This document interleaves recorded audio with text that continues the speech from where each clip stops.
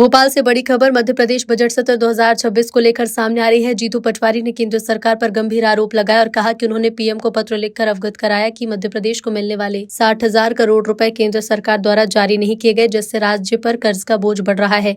पटवारी ने कहा है कि राज्य के बजट का सबसे बड़ा हिस्सा ब्याज और देनदारियों में जा रहा है। उन्होंने प्रदेश की आर्थिक स्थिति सुधारने के लिए ठोस योजना बनाने की बात कही।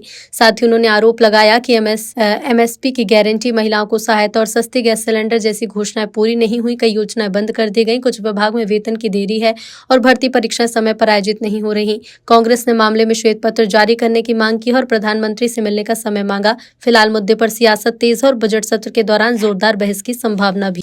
मैंने प्रधानमंत्री जी को चिट्ठी लिखी है कि जिस तरीके से मध्य प्रदेश का लगभग 60,000 करोड़ रुपया जो पिछले वित्त वर्ष का मध्य प्रदेश का हक का था, वो केंद्र की सरकार ने नहीं दिया। इसलिए मध्य प्रदेश का जो पिछला बजट था वो 50% भी खर्च करने की स्थिति में मध्य प्रदेश की सरकार नहीं रही। फिर इस बार 4,80,000 करोड़ का बजट ला रहे हैं। बड़ा आंकड़ा बनाया गया इसलिए कि कर्ज की सीमा बढ़ सके। जिस तरीके से मध्य प्रदेश को केंद्रीय जो सहायता मिलनी थी वो न मिलने के कारण कर्ज का बोझ बढ़ता जा रहा है। इस बार के बजट का जो कंपोनेंट है, जो सबसे बड़ी राशि है, वो ब्याज और देनदारियों की है। बजट से बड़ा कर्ज हो गया है।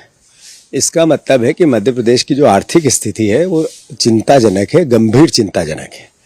हमने प्रधानमंत्री, वित्त मंत्री जी से कहा है कि मोहन यादव जी में अर्थ की समझ कम है, इसलिए किसी भी प्रकार से कोई भी व्यवस्था बनाकर मध्य प्रदेश की अर्थ की व्यवस्था का भविष्य ठीक रहे, इसके लिए कोई कार्य योजना तैयार करनी चाहिए। जहाँ तक बजट की परिस्थिति है, जो 2 साल पहले गारंटियाँ दी थी, वो चाहे किसानों से एमएसपी की गारंटी थी, खाद, धान की, गेहूं की, अलग अलग सोयाबीन की, एक पूरी नहीं की। 3,000 रुपया बहनों को देने की बात की थी, लाडली बहना को, वो खा गए। फिर 450 का गैस सिलेंडर खा गए। अभी कल ही आंकड़े आए हैं आर्थिक सर्वेक्षण के, किस तरीके से भयावह बेरोजगारी का सामना मध्य प्रदेश कर रहा है, ये किसी से छुपा हुआ नहीं है। हर वर्ग पीड़ित है, दुखी है। 33 विभागों की योजनाएं बंद कर दी गई है। 17 विभागों में तनख्वाहें नहीं दी जा रही है, टाइम पे तनख्वाहें नहीं दी जा रही है। टाइम पे किसी भी प्रकार की परीक्षाएं जिसमें नौकरी लगे, इसलिए नहीं की जा रही है कि सरकार के पास पैसा देने की स्थिति नहीं है, नौकरी पे नए लड़कों को रखने की स्थिति नहीं है। इसीलिए ओबीसी के पदों को भी रोक के रखा जा रहा है।